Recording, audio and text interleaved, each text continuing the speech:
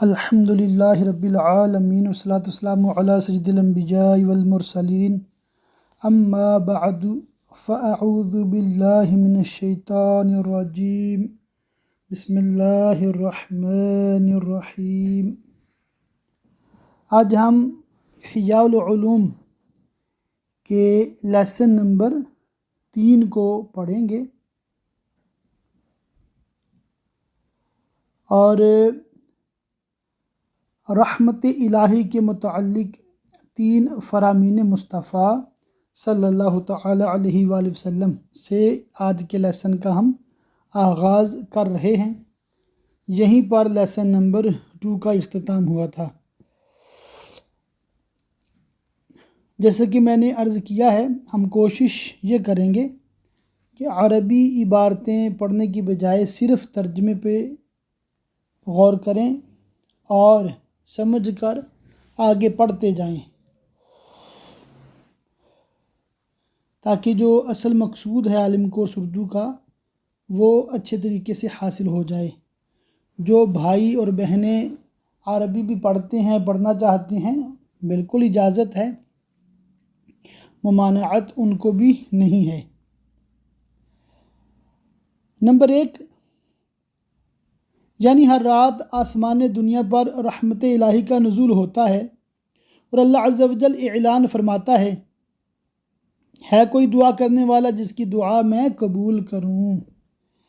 Number 2، اللہ عز و جل ارشاد فرماتا ہے، یعنی مجھ سے ملاقات کا شوق نیک لوگوں پر طویل ہو گیا، حالانکہ مجھے ان سے ملاقات کرنا زیادہ پسند ہے۔ نمبر 3، اللہ عز و جل فرماتا ہے، جو ایک بالشت میرے قریب ہوتا ہے میری رحمت ایک ہاتھ اس کے قریب ہو جاتی ہے۔ ان احادیث مبارکہ سے معلوم ہوا کہ علوم سے دل کا محروم ہونا اللہ عز و جل کی طرف سے کسی رکاوٹ یا کمی کی وجہ سے نہیں ہے، کہ اللہ عز و جل تو ہر رکاوٹ و کمی سے بہت بلند و بالا ہے، بلکہ دل اپنے اندر بھری گندگی، کدورت اور لوگوں کی طرف متوجہ رہنے کی وجہ سے علوم کے انوار و تجلیات سے محروم رہتا ہے، کیونکہ دل برتن کی مثل ہے کہ جب تک یہ پانی سے بھرا ہوگا اس میں ہوا داخل نہیں ہو سکتی۔ ایسے ہی جس کا دل اللہ عز و جل سے غافل ہو اسے اللہ عز و جل کی تجلیات کی معرفت کبھی حاصل نہ ہوگی۔ حدیث مبارکہ میں اسی جانب اشارہ ہے کہ بنی آدم کے دلوں کے گردا گر شیاطین جمع نہ ہوتے تو انسان کی نظر ضرور آسمانی دنیا تک پہنچ جاتی۔ خلاصہ کلام یہ ہے کہ مخلوقات میں علم و حکمت انسان کی خصوصیت ہے، اور اللہ عز و جل کی ذات و صفات اور اس کے افعال کا علم سب سے افضل و اعلیٰ ہے۔ اسی کی بدولت انسان کو حقیقی کمال حاصل ہوتا ہے، اور اسی کمال کے سبب انسان اللہ عز و جل کے قرب کی سعادتوں سے نوازا جاتا ہے۔ پس جسم نفس یعنی ربانی لطیفہ کی سواری ہے، جسم نفس کی سواری ہے، اور نفس علم کا محل اور ٹھکانہ ہے، اور علم انسان کا مقصود اور اس کی خصوصیت کا سبب ہے جسے حاصل کرنے کے لیے اسے پیدا کیا گیا ہے۔ جیسا کہ گھوڑا بوجھ اٹھانے میں گدھے کی مثل ہے، لیکن جنگ کے لیے استعمال ہونے، تیز دوڑنے اور خوبصورتی کی وجہ سے گدھے سے بہتر ہے، تو گھوڑے کو ان ہی خصوصیات کے لیے پیدا کیا ہے۔ اگر اس میں یہ نہ پائی جائیں تو اس میں اور گدھے میں کوئی فرق نہیں رہتا۔ ایسے ہی انسان میں بعض امور وہ ہیں جو گھوڑے اور گدھے میں بھی پائے جاتے ہیں، لیکن مقربین ملائکہ کی بعض صفات بھی اس میں پائی جاتی ہیں، جن کی وجہ سے انسان نہ چوپایوں کی مثل ہے اور نہ فرشتوں کی مثل، بلکہ اس کا ایک الگ درجہ ہے جو ان دونوں کے درمیان ہے۔ فرشتہ، انسان اور جانور، یہ ہیڈنگ ہے۔ انسان غذا کے حصول اور نشو و نما کے اعتبار سے نباتات کی مثل حص و حرکت کے اعتبار سے حیوانات کی طرح اور شکل و صورت کے اعتبار سے دیواروں پر بنی تصویروں کی مثل ہے، لیکن اس کی خصوصیت یہ ہے کہ اسے اشیاء کی حقیقتوں کی معرفت کے حصول کی قدرت حاصل ہے۔ لہٰذا اگر انسان اپنے تمام اعضاء اور قوتیں علم و عمل کے حصول میں صرف کر دے تو اسے فرشتوں سے تشبیہ دی جائے، ان سے ملایا جائے اور ان کے نام سے پکارا جائے، جیسا کہ حضرت سیدنا یوسف علیہ السلام کا دیدار کرنے والی عورتیں بے ساختہ پکار اٹھیں۔ پارہ 12 سورہ یوسف آیت نمبر، یہ سورہ یوسف کا نمبر 31 ہے، آیت نمبر 21 ہے۔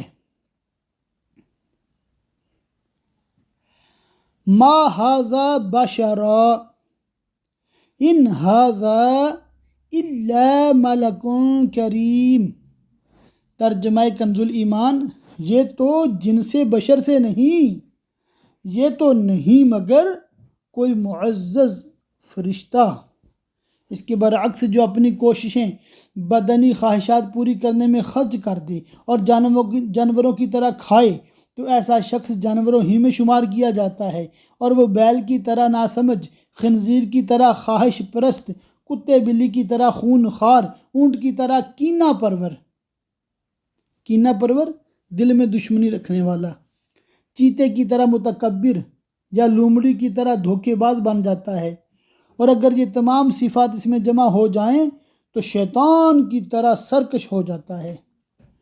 اللہ عز و جل کا قرب پانے کے لیے اعضاء اور حواس سے مدد چاہنا یقیناً ممکن ہے، جیسا کہ ہم شکر کے بیان میں اسے ذکر کریں گے۔ تو جس نے اعضاء اور حواس اس کام کے لیے استعمال کیے وہ کامیاب ہے، اور جس نے اس کے خلاف عمل کیا وہ ناکام و نامراد ہے۔ حقیقی سعادت و کامیابی، انسان کے لیے حقیقی سعادت و کامیابی اس میں ہے کہ وہ اللہ عز و جل سے ملاقات کو اپنا مقصد، آخرت کو اپنا مستقل ٹھکانہ، دنیا کو عارضی منزل، بدن کو سواری اور اعضاء کو اپنا خادم تصور کرے۔ انسانی جسم کی مثال ایک سلطنت کی سی ہے جس کا وسط دل ہے، اور دل میں پائی جانے والی قوت مدرکہ، اشیاء کی حقیقتوں کا ادراک کرنے والی قوت، جسے ربانی لطیفہ بھی کہتے ہیں۔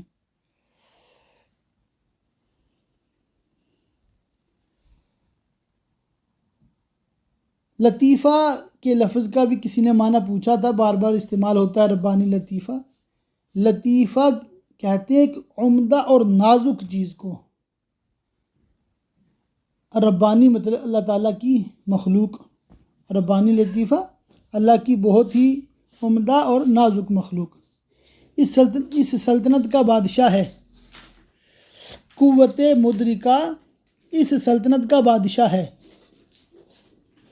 اور دماغ کے اگلے حصے میں پائی جانے والی قوت خیالیہ بادشاہ کی قاصد ہے، کیونکہ حواس کے ذریعے حاصل ہونے والے تمام خیالات اسی کے پاس جمع ہوتے ہیں، اور دماغ کے پچھلے حصے میں پائی جانے والی قوت حافظہ بادشاہ کی خزانچی ہے جو خیالات کو محفوظ کر لیتی ہے، اور زبان اس کی ترجمان، اعضاء اس کی تحریر یعنی بادشاہ کے حکم پر عمل کرنے والے، اور حواس اس کے جاسوس ہیں جو مختلف خبریں دینے پر مقرر ہیں۔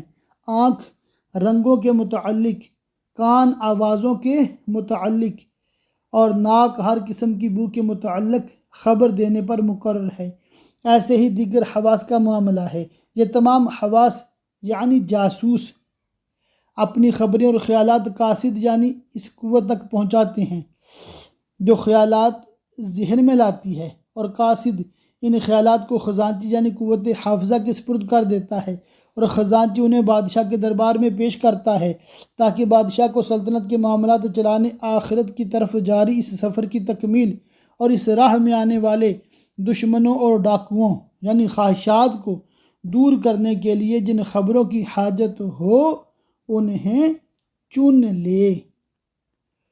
آگے امام غزالی رحمۃ اللہ علیہ خوش بخت اور بدبخت کے بارے میں بتاتے ہیں۔ اگر انسان مذکورہ طریقے پر عمل کرے تو وہ سعادت مند اور نعمت خداوندی کا شکر گزار کہلائے گا، لیکن اگر وہ ان قوتوں کو استعمال میں ہی نہ لائے یا دشمنوں یعنی خواہشات اور غضب و غصہ کے مقاصد کی تکمیل کے لیے یا حقیقی منزل اور مستقل ٹھکانے یعنی آخرت کی بجائے اس کے راستے اور عارضی منزل یعنی دنیا اور اس کی نعمتوں کے حصول کے لیے استعمال میں لائے تو ایسا شخص بدبخت، مردود، نعمت الہی کا ناشکرہ، اللہ عز و جل کے لشکروں کو ضائع کرنے والا، اس کے دشمنوں کا مددگار، عذاب الہی کا مستحق اور دنیا اور آخرت میں رحمت الہی سے دور ٹھہرے گا۔ ہم ان سب سے اللہ عز و جل کی پناہ چاہتے ہیں۔ حضرت سیدنا کعب الاحبار علیہ رحمۃ اللہ الغفار کے فرمان میں ہماری ذکر کردہ مثال کی طرف اشارہ ملتا ہے۔ چنانچہ فرماتے ہیں، میں نے ام المومنین حضرت سیدتنا عائشہ صدیقہ رضی اللہ تعالیٰ عنہ کی خدمت میں حاضر ہو کر عرض کی، انسان کی آنکھیں راہنما، کان محافظ، زبان ترجمان، ہاتھ لشکر کے دو بازو، پاؤں قاصد اور دل ان کا بادشاہ ہے۔ اگر بادشاہ اچھا ہوگا تو اس کا لشکر بھی اچھا ہوگا۔ تو آپ رضی اللہ تعالیٰ عنہ نے فرمایا، میں نے رسول اللہ صلی اللہ تعالیٰ علیہ وآلہ وسلم کو اسی طرح فرماتے سنا ہے۔ مومن اور منافق کے دل کے متعلق 4 اقوال بزرگان دین۔ نمبر 1، امیر المومنین حضرت سیدنا علی المرتضیٰ کرم اللہ تعالی وجہہ الکریم نے دل کے متعلق ارشاد فرمایا، بے شک دل زمین میں اللہ عز و جل کا برتن ہے اور اللہ عز و جل کو نرم، پختہ اور سخت دل زیادہ پسند ہے۔ پھر اپنے قول کی وضاحت کرتے ہوئے فرمایا، دل سخت ہونے سے مراد دین میں مضبوطی، پختہ ہونے سے مراد پختہ یقین اور نرم ہونے سے مراد مسلمانوں پر نرمی ہے۔ اللہ عز و جل کے فرمان میں بھی اسی طرف اشارہ ملتا ہے۔ چنانچہ ارشاد باری تعالی ہے، اشداء علی الکفار رحماء بینہم، کافروں پر سخت ہیں اور آپس میں نرم دل۔ نمبر 2، حضرت سیدنا ابی بن کعب رضی اللہ تعالی عنہ اللہ عز و جل کے فرمان، مثل نورہ کمشکاۃ فیہا مصباح کی تفسیر کرتے ہوئے فرماتے ہیں، اس سے مراد مومن اور اس کے دل کا نور ہے، اور او کظلمات فی بحر اللجج سے مراد منافق کے دل کی مثال بیان کرنا مقصود ہے۔ نمبر 3، حضرت سیدنا زید بن اسلم علیہ رحمۃ اللہ الاکرم اس فرمان باری تعالی فی لوح محفوظ کی تفسیر میں فرماتے ہیں، اس سے مراد مومن کا دل ہے۔ نمبر 4، حضرت سیدنا سہل تستری علیہ رحمۃ اللہ الولی فرماتے ہیں، دل اور سینے کی مثال عرش اور کرسی کی سی ہے۔ یہ تمام مثالیں دل کی ہیں۔ 4تھی فصل، دل کے اوصاف اور ان کی مثالیں۔ جان لیجئے کہ انسان کی تخلیق 4 چیزوں سے مرکب ہے، اسی لیے اس میں 4 طرح کے اوصاف پائے جاتے ہیں۔ نمبر 1، درندوں والی صفات۔ نمبر 2، جانوروں والی صفات۔ نمبر 3، شیطانوں والی صفات۔ نمبر 4، فرشتوں والی صفات۔ جب انسان پر غصے کا غلبہ ہوتا ہے تو یہ درندوں والی حرکات اپنا لیتا ہے، یعنی اس کا کینہ اور بغض بڑھ جاتا ہے۔ پھر یہ لوگوں سے لڑتا اور گالی گلوچ کرتا ہے، اور جب اس پر خواہش کا غلبہ ہوتا ہے تو یہ اپنی خواہش کی تکمیل کے لیے جانوروں کی سی حرکتیں کرتا ہے۔ جب انسان خود کو امر ربی تصور کرتا ہے، جیسے کہ اللہ عز و جل کا فرمان ہے، قُلِ الرُّوحُ مِنْ أَمْرِ رَبِّي، اس وقت اپنے لیے حاکمیت کا دعویٰ کرتا ہے اور ہر ایک پر برتری، خصوصیت، تمام امور اور ریاست میں خود مختاری پسند کرتا ہے، بندگی اور عاجزی کو ناپسند کرتا ہے، نیز تمام علوم پر دسترس کا خواہش مند ہوتا ہے، بلکہ تمام اشیاء کی حقیقتوں سے آگاہی اور علم و معرفت کا دعویٰ کرتا ہے۔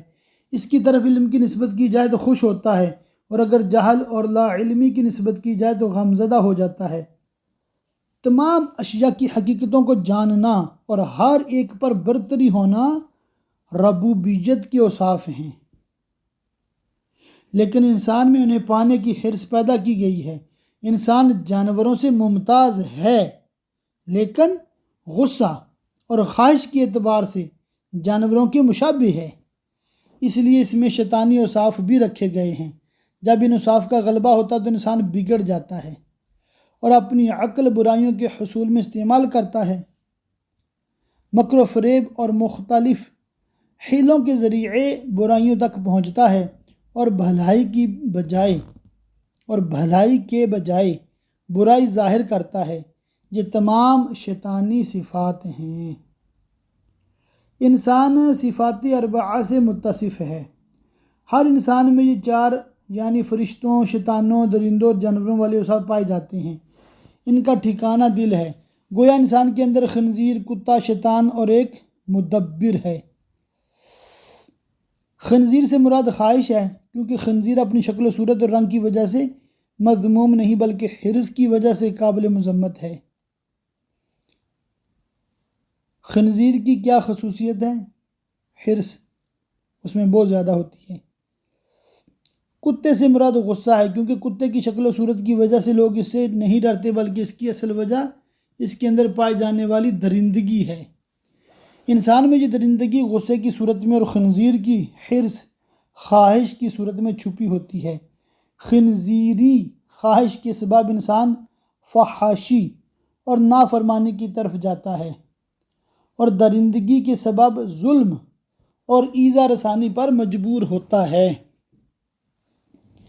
نیز شیطان ہمیشہ خنزیر کی خواہش اور درندے کے غصے کو ابھارتا ہے اور ان کے سامنے خواہش اور غصہ کو خوب مزین کر کے پیش کرتا اور انہیں ایک دوسرے سے بڑھاتا ہے، جبکہ مدبر کی مثال عقل کی سی ہے، جو اپنی بصیرت کاملہ اور نورانی روشنی کے ذریعے شیطان کے مکر و فریب سے پردہ اٹھاتا اور اسے بچاتا ہے۔ نیز خواہش کو غصے کے ذریعے دباتا ہے کہ غصہ خواہش کو کم کرتا ہے، اور غصے کو خواہش کے ذریعے قابو کرتا ہے حتیٰ کہ غصہ مغلوب ہو جاتا ہے۔ اگر عقل ایسا کرتی رہے حتیٰ کہ کتے، خنزیر اور شیطان پر غلبہ پا لے تو اعتدال کی قائل ہو جاتی ہے، اور انسانی بدن جو ایک سلطنت کی مانند ہے اس میں عدل قائم ہو جاتا ہے اور ہر عضو سیدھے راستے پر چلنا شروع کر دیتا ہے۔ اگر عقل ان پر غلبہ نہ پا سکے تو یہ تمام اس پر غالب آ جاتے اور اسے اپنا غلام بنا لیتے ہیں۔ پھر عقل ہمیشہ خواہش پوری کرنے اور غصے کو نافذ کرنے کے حیلے بہانے تلاش کرتی رہتی ہے اور ساری زندگی ان کی بندگی میں گزار دیتی ہے۔ اکثر لوگوں کا یہی حال ہے کہ وہ پیٹ اور شرمگاہ کی خوشامد میں زندگی بسر کر رہے ہیں۔ بہت زبردست مثالیں، بہت اچھے انداز سے سمجھانا یہ حضرت سیدنا امام غزالی علیہ رحمۃ اللہ الولی کا خاصہ ہے۔ میں اپنی طرف سے اس میں وضاحتیں نہیں کر رہا، بھی حاجت نہیں ہے۔ اگر آپ کو ایک پیراگراف تھوڑا کمپلیکیٹڈ لگا ہے، پیچیدہ لگا ہے، تو میرا مشورہ یہ ہے کہ تھوڑا سلو پڑھیں، توجہ سے پڑھیں، سمجھ کر چلتے جائیں، آہستہ آہستہ سٹیپ لیں۔ تو اگر فاسٹ سٹیپ لیں گے، تیز دوڑیں گے تو سمجھنا نہیں، پھر گزرنا قرار دیا جائے گا۔ تو یہ چیزیں جو ہیں، اس میں پھر یہ بھی چیز ہے کہ اس کتاب کو ہم نے حفظ تو نہیں کرنا، ہم کیا سیکھ رہے ہیں، کیا سمجھ رہے ہیں۔ سو فار ہم نے کیا سیکھا احیاء العلوم میں، کہ دل جو ہے اس کی حفاظت کیسے کرنی ہے، اس کو عقل کے تابع کرنا ہے، خواہشات کے تابع نہیں کرنا۔ اور پھر یہ ہم نے سیکھا کہ انسان اگر اپنی خواہشات کی پیروی کرتا ہے تو وہ حیوانوں سے بھی بدتر ہو جاتا ہے،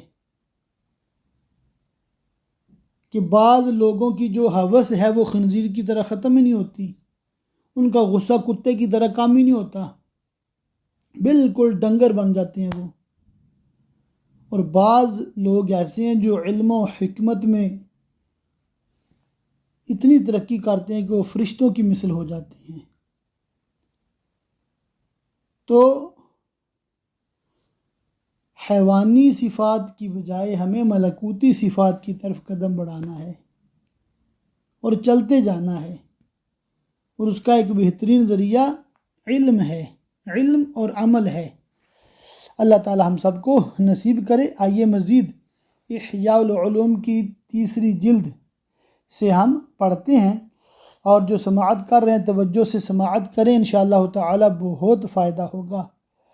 خنزیر اور کتے کی بندگی کرنے والے، حیرت اس شخص پر جو بت پرستی کو پتھروں کی پوجا کہے اور اسے منع کرے، لیکن اگر اس کی حقیقت سے پردہ اٹھایا جائے اور اہل کشف کی طرح خواب یا بیداری میں اس کی حقیقت حال اس پر واضح کی جائے تو وہ خود خنزیر یعنی خواہش کے سامنے جھکا ہوا پائے، کبھی سجدے کی حالت میں، کبھی رکوع کرتا ہوا، اور کبھی اس کے حکم کا منتظر کہ جب بھی خواہش پیدا تو فوراً پوری کر دے۔ یوں ہی خود کو پاگل کتے یعنی غصے کے سامنے جھکا ہوا، اس کی عبادت کرنے والا اور اس کی ہر خواہش پوری کرنے کے ہر ممکن کوشش کرنے والا پائے۔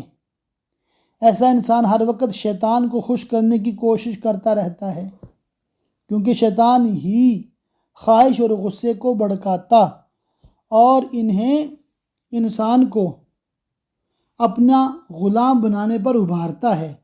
اس طرح انسان ان کے ذریعے شیطان کی غلامی کرتا رہتا ہے۔ انسان اگر اپنی حرکات و سکنات، سکوت و کلام، حرکات کہتے ہیں نا موومنٹ کو، سکنات کہتے ہیں اسٹل پوزیشن کو، سکوت کہتے ہیں خاموشی کو، کلام کہتے ہیں بولنے کو، اور اٹھنے بیٹھنے کی طرف توجہ کرے اور انصاف کی نگاہ سے دیکھے، تو ضرور اس پر ظاہر ہو جائے کہ دن بھر یہ خنزیر، کتے اور شیطان ہی کی بندگی کرتا ہے۔ ظلم کی انتہا یہ ہے کہ اس نے مالک کو مملوک، حاکم کو محکوم، آقا کو غلام اور غالب کو مغلوب کیا ہوا ہے۔ عقل جو سرداری اور حاکمیت کی مستحق ہے، اسے انسان نے ان تینوں کا غلام بنا رکھا ہے۔ کوئی بعید نہیں کہ دل بھی اس غلامی کا شکار ہو جائے، حتیٰ کہ دل پر مہر لگا دی جائے جو دل کے لیے ہلاکت و بربادی کا باعث ہو۔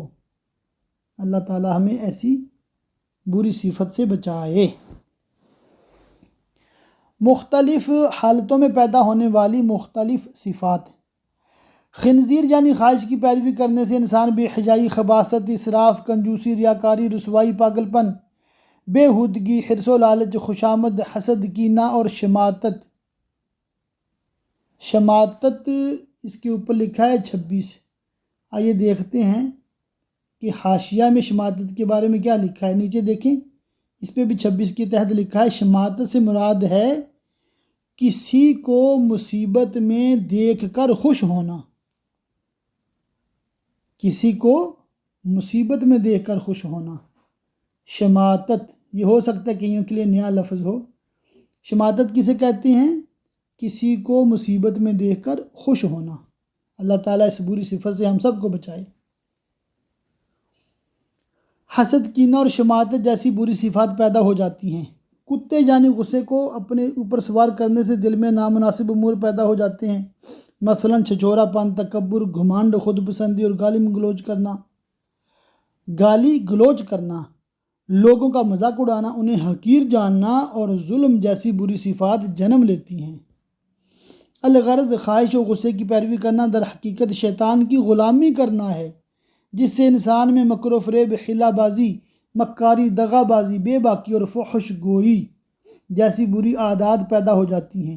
اگر انسان اس کے برعکس ان تینوں کو احکام الہی کے ذریعے مغلوب اور ان کے تابع کر دے تو دل میں ربانی صفات یعنی علم و حکمت، یقین، اشیاء کی حقیقتوں کا علم، معاملات کی صحیح پہچان اپنا مستقل ٹھکانہ بنا لیتی ہے، اور علم و بصیرت کے سبب اسے ایک پر برتری حاصل ہو جاتی ہے، اسے ہر ایک پر برتری حاصل ہو جاتی ہے، خواہش اور غصے کی بندگی سے چھٹکارا حاصل ہو جاتا ہے، خواہشات کی پیروی سے بچنے اور انہیں اعتدال پر رکھنے کے سبب اس میں پاک دامنی، قناعت، نرمی، زہد و تقوی، خوش مزاجی، حیا، ظرف اور دوسروں کی مدد اور ان جیسی دیگر اچھی صفات پیدا ہو جاتی ہیں۔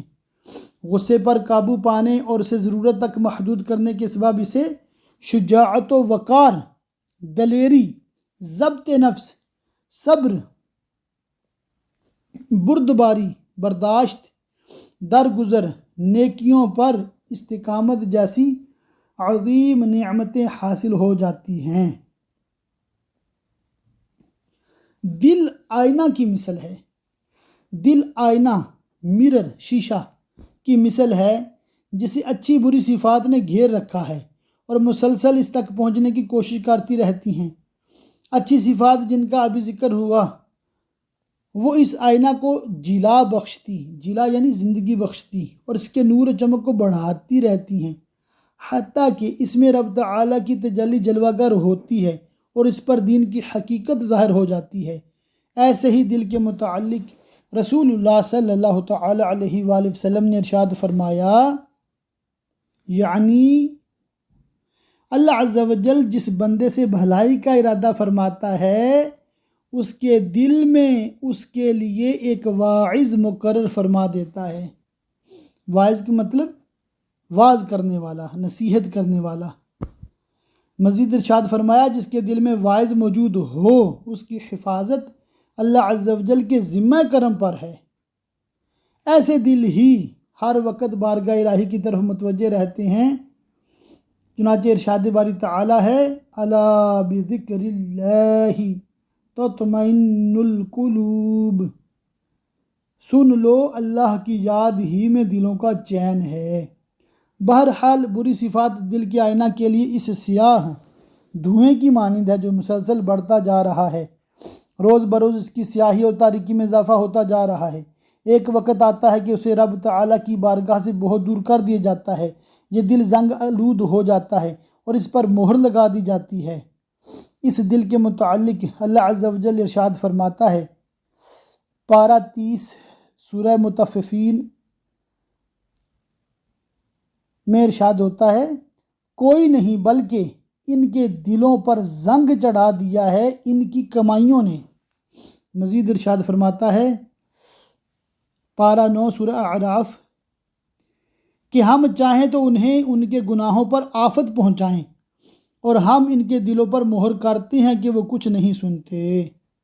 اس آیت مبارکہ میں نہ سننے کا سبب کثرت گناہ اور دل پر مہر کر دیا جانا بیان کیا گیا ہے، جیسا کہ دیگر آیات میں سننے کا ذکر تقوی کے ساتھ کیا گیا ہے۔ چنانچہ ارشاد باری تعالی ہے پارہ 7 سورہ مائدہ، اور اللہ سے ڈرو اور حکم سنو۔ ایک مقام پر ارشاد ہوتا ہے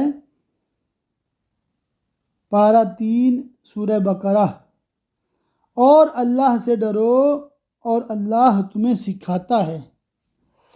دل کی سیاہی سے مراد خلاصہ کلام یہ ہے کہ جب گناہوں کے سبب دل پر مہر کر دی جائے تو دل حق جاننے اور دین پر چلنے سے اندھا ہو جاتا ہے، اخروی معاملات سے صرف نظر کر کے دنیاوی معاملات کو اہمیت دیتا ہے، اور اس کی تمام تر جستجو دنیا بہتر بنانے کے لیے ہوتی ہے۔ آخرت کی بات یا اس کے خطرات ذکر کیے جائیں تو ایک کان میں پڑتے ہی دوسرے کان سے نکل جاتے ہیں، دل پر کچھ اثر نہیں ہوتا اور نہ ہی اسے توبہ کی توفیق ملتی ہے۔ ایسا شخص ان لوگوں کی طرح ہو جاتا ہے جو آخرت میں آس توڑ بیٹھتے ہیں، آخرت سے آس توڑ بیٹھتے ہیں، جیسے کافر آس توڑ بیٹھے قبر والوں سے۔ گناہوں کے سبب دل سیاہ ہو جانے کا یہی معنی ہے کہ وہ حق جاننے اور دین پر چلنے سے اندھا ہو جاتا ہے۔ جیسا کہ قرآن و حدیث سے ظاہر ہے۔ یہ سبق آگے مزید چل رہا ہے، انشاءاللہ تعالی ہم اس سے آگے اگلے لیسن میں انشاءاللہ تعالی مزید پڑھیں گے، علم حاصل کریں گے، اور انشاءاللہ تعالی بہت کچھ سیکھیں گے۔ اللہ تعالی ہم سب کو علم نافع عطا فرمائے، اور ہم سب کو اللہ تعالی دین کے احکامات کو سمجھنے، ان احکامات پر عمل کرنے اور دوسرے لوگوں تک پہنچاتے رہنے کی سعادت عطا فرمائے۔ آمین بجاہ النبی الامین، وصلی اللہ تعالی علیہ وآلہ وصحبہ وبارک وسلم۔